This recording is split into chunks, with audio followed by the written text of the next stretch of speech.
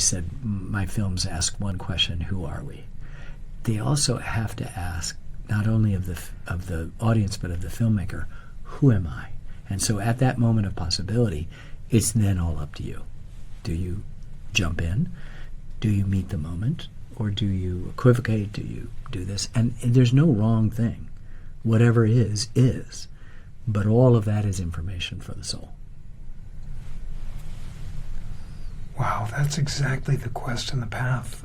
Developing the habits of setting aside time to listen to the celestial music. And that's what your morning practice of reading from the book of wisdom is and responding to it. That's what I found, setting aside mornings for daily reading or writing poems and now writing songs. That's what we hear from people around the country who set aside their mornings for times of prayer and silence and reflection. It's getting out of your head, receiving the celestial music, and connecting to the divine. That's exactly it. And all we need to do is have more music. That's it. More music. And real music too, just literal music. All of that helps. It tells you, stuff. The words of the music itself, and of course what we know, and this speaks directly to prayer and silence, is that in music, it isn't the notes.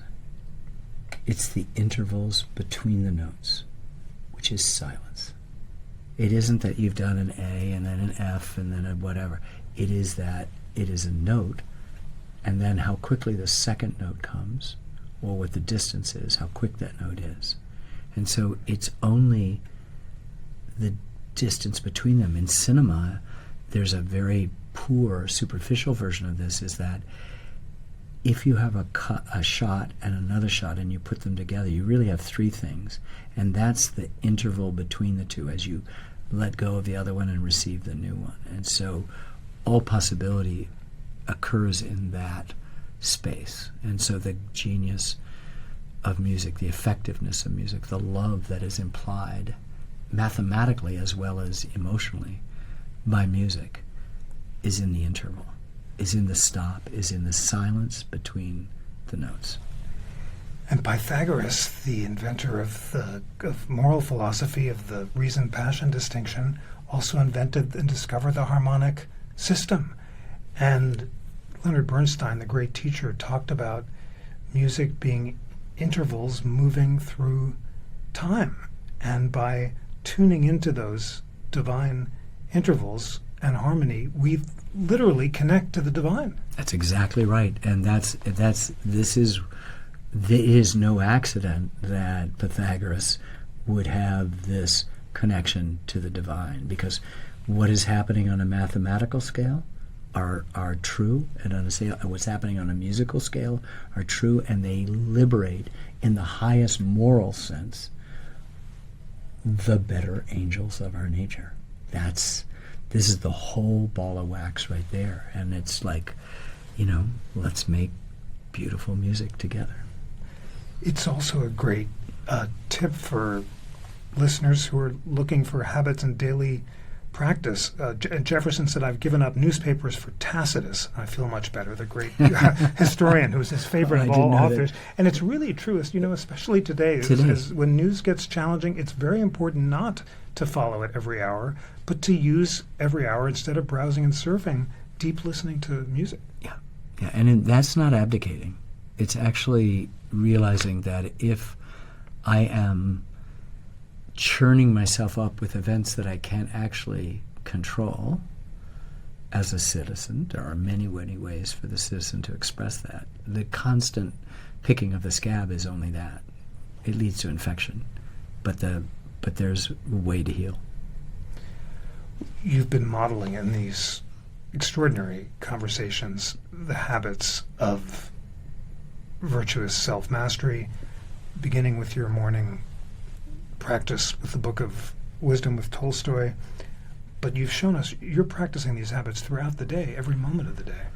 I was fortunate early on in college to be exposed to spiritual ideas and to mentors in art who and to a school, Hampshire College, that had as its mission sort of disrupting the normal transactional undergraduate experience into something that the elevator pitch might say it's graduate school at an undergraduate level, giving you more responsibility. And all of those things, the spiritual pursuit with strong mentors of artistic integrity and kind of ferocity, really ferocious artistic stuff. Jerome Liebling, this still photographer who was my mentor. And then having the good fortune in the early projects to meet mentors have sort of grounded. Robert Penn Warren looked at me once when we were making the film on Huey Long, and he said, "Careerism is death." I've never used the word career except I refer to my professional life. Arthur Miller said to me, it ended up in the very last moments of the Brooklyn Bridge film, the first film that PBS broadcast. He said, looking at the Brooklyn Bridge, that it made you think that maybe you too could add something that would last and be beautiful, that there could be arguably the greatest work of art in the 19th century, which is a functional device that gets you from Brooklyn to Manhattan and back again, and is Gothic, old, stone in compression and steel in tension, this new metal for a new age, could be as so beautiful with the lattice work and all of that. He said that maybe you too could add something that would last and be beautiful. There's been a sense that could you, short of just your musings and philosophizing, could you actually try to migrate this into daily life? And I'm a complete failure, but I'm trying. Well, it's time for a final thought to folks who are listening and are wondering how they can apply this in their daily lives.